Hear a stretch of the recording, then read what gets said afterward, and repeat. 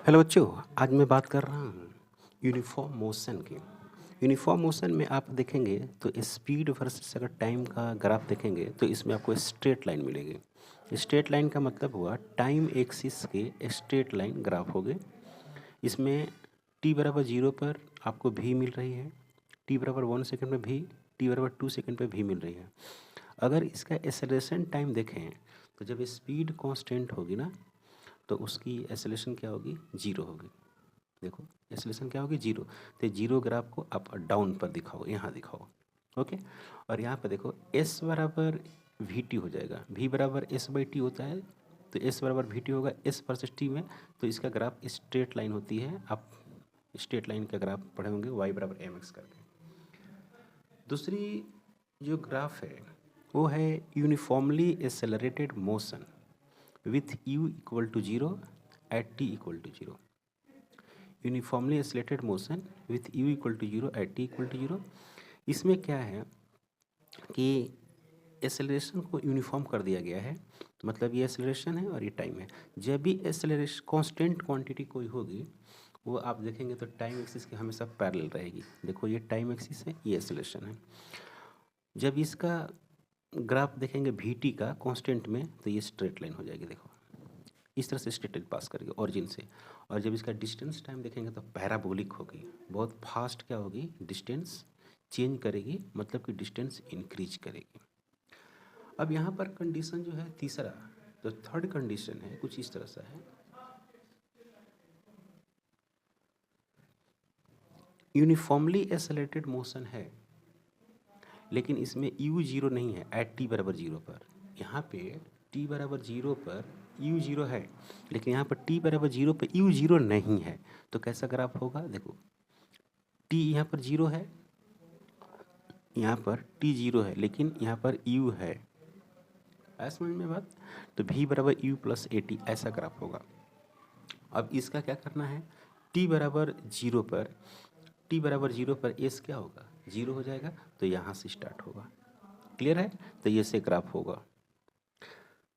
अब आप देख रहे होंगे कि ये वाला ग्राफ और ये वाला ग्राफ में तो सेम है भाई। तो यहाँ पर इनिशियली रेस्ट से चली है, तो t बराबर 0 पर s 0 यहाँ भी है, और t बराबर 0 पर s 0 यहाँ भी है, लेकिन यहाँ पर इनिशियल स्पीड इसका गिवन था। क्लियर है। फोर्थ नंबर आप ग्राफ देखो, uniformly acceleration motions with u not equal to 0 और s equal to s not है एट t बराबर 0। मतलब कि t बराबर 0 पे पार्टिकल पहले से ही कुछ डिस्टेंस कवर कर चुकी थी, जैसे कि s बराबर s नॉट डिस्टेंस और उसका u भी 0 नहीं है।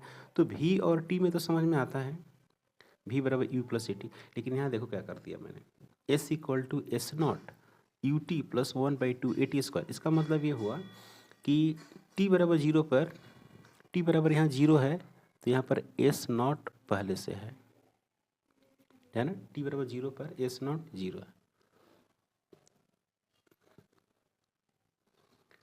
5 नंबर में है uniformly retarded motions till velocity becomes 0। अब इसमें है यूनिफॉर्मली रिटार्डेड। अगर किसी पार्टिकल को आप, जैसे मान लो यहाँ से किसी पार्टिकल को आप प्रोजेक्ट कर रहे हो यहाँ से, ठीक है, तो ऊपर की तरफ आप प्रोजेक्ट करोगे ना इसको, ऊपर की तरफ जब प्रोजेक्ट करोगे धीरे धीरे इसका वेलोसिटी क्या होगी, घटेगी। घटते घटते घटते घटते एक समय आएगा जहाँ पर वेलोसिटी क्या होगी, 0 हो जाएगी। तो जहाँ पर वेलोसिटी 0 हो रही है उसका नाम है टी नॉट, ठीक है। तो ये टी हो गया, ये भी हो गया। अब यहाँ से इनिशियल वेलोसिटी का यू है जो प्रोजेक्ट किया गया है, और धीरे धीरे उसका वेलोसिटी घटते घटते घटते यहाँ पर क्या हो गया, 0 हो गई। तो उसका इक्वेशन लिखेंगे v बराबर यू माइनस ए टी। मतलब इसका वेलोसिटी क्या है, घट रहा है, एक्सेलरेशन नेगेटिव है। अब इसका ग्राफ देखेंगे तो ग्राफ कुछ इसका ऐसा होगा, s बराबर U T minus 1/2 a t square. तो ये जो टी स्क्वायर है उसका कोफिशिएंट क्या है, निगेटिव है। तो ये पैराबोला डाउन हो जाएगा, मतलब इस तरह से झुक जाएगा, ठीक है। इसका मतलब है कि डिस्टेंस क्या कर रहा है, डिक्रीज कर रहा है। क्लियर। और नेक्स्ट जो 6 नंबर जो ग्राफ है कुछ ऐसा है, uniformly retarded then accelerated in opposite direction. मतलब कि यूनिफॉर्मली क्या कर रहा है, रिटार्ड कर रहा है। तो इसमें भी वेलोसिटी कैसा होगा, सेम उसी तरह से होगा ग्राफ।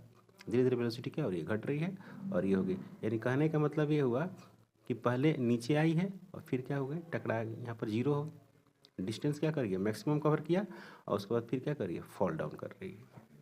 ठीक है, इस तरह से इसका ग्राफ। ये काफ़ी इंपॉर्टेंट फार्मूला है। Motion under gravity, motion under gravity में मैक्सिमम हाइट, जैसे यू यहाँ से प्रोजेक्ट किया गया है और सीधा जा रही है, नॉट प्रोजेक्टाइल है, सीधे जा रही है और वापस फिर आ जा रही है, तो ये हाइट h है, इसका मैक्सिमम हाइट। तो h u max equal to u square by 2g, time of ascent and time of descent, जितना समय जाने में लगेगा उतना ही समय आने में लगेगा। तो time of ascent equal to time of descent और यू बटे जी होती है। Total of time of flight में क्या करेंगे कि यहाँ से जो यहाँ टाइम लगा है और फिर यहाँ से यहाँ जो टाइम लगा है उन दोनों को जोड़ेंगे तो आपको मिलेगा ये। यहाँ पर एक एक्सपेरिमेंट किया है गैलीलियो ने, बहुत इंपॉर्टेंट कंसेप्ट है ये, Galileo law of odd numbers for free falling body released from rest, मतलब कि इनिशियल वेलोसिटी क्या है, zero, ratio of successive distance covered in equal time interval, equal time interval में अगर डिस्टेंस कवर करती है S1 S2 S3 S4, तो इसका जो रेशियो आएगा 1 3 5 7 2n-1, मतलब ये ऑड आ रहा है, 1 3 ऑड है, 5 ऑड है, 7 ऑड है और ये n तक अपना क्या आएगा, ऑड ही आते रहेगा। नेक्स्ट कॉन्सेप्ट है जो काफ़ी इंपॉर्टेंट है, तीसरा है कि at T1 upward speed and T2 downward speed are same. कहने का मतलब है कि यहाँ से कोई पार्टिकल को हमने प्रोजेक्ट किया तो यहाँ पे जो स्पीड मिल रही है ऊपर जाते वक्त यहाँ जीरो होगी और उसके बाद फिर स्पीड बढ़ते बढ़ते बढ़ते यहाँ पर आ जाएगी। तो यहाँ की स्पीड और यहाँ की स्पीड सेम है, यहाँ अपवर्ड में है और यहाँ पे डाउनवर्ड में है। तो जा रही थी तो यहाँ पे स्पीड जो मिला उस टाइम T1 हुआ, और रिटर्न होके जब आ रही है तो वो टाइम T2 हुआ।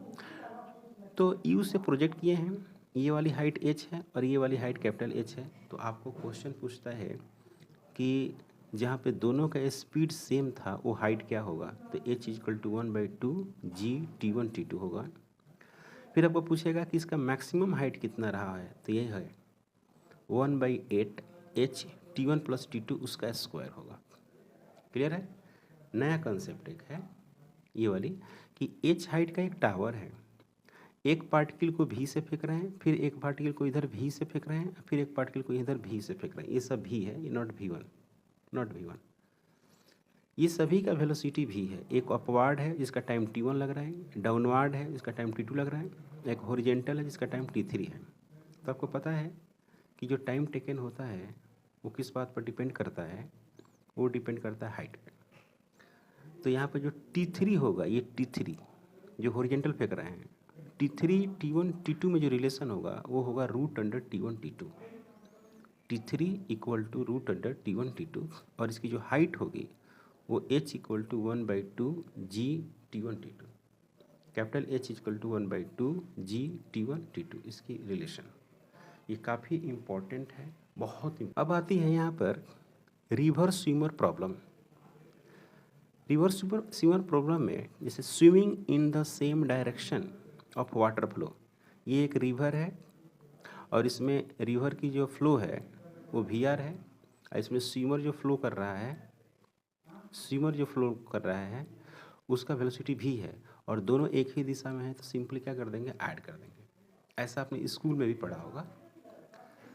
Swimming in opposite direction of water flow, यहाँ पर रिवर का फ्लो इधर है और स्विमर की फ्लो इधर है, तो याद रखेंगे स्विमर के वेलोसिटी में से रिवर की वेलोसिटी घटाएंगे, ये रिवर है, करेक्ट। स्विमर के वेलोसिटी में, तो स्विमर की जो वेलोसिटी होती है ना वो रिवर की वेलोसिटी से क्या होती है, ज़्यादा होती है। सही बात, ओके।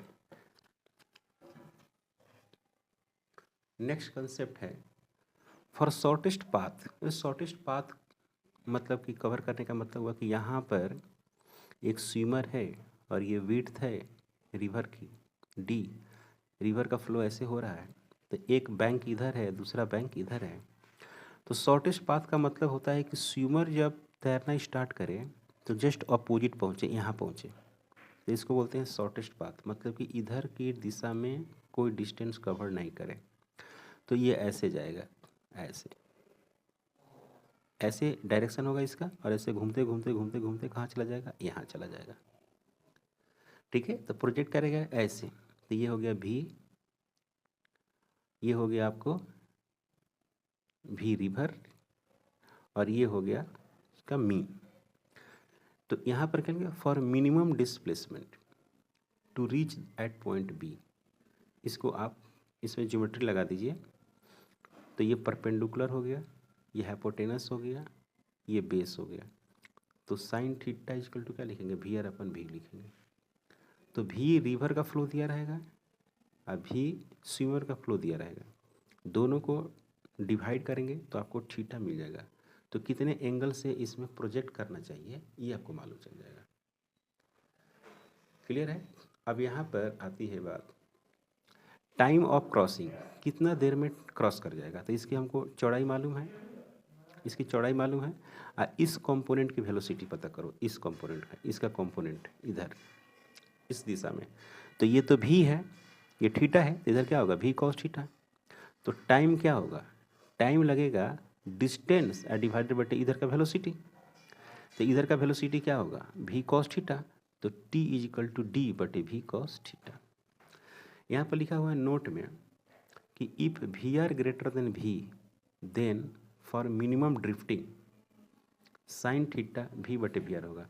मिनिमम, अगर रिवर का वेलोसिटी ज़्यादा है तो तैरना मुश्किल होगा ना।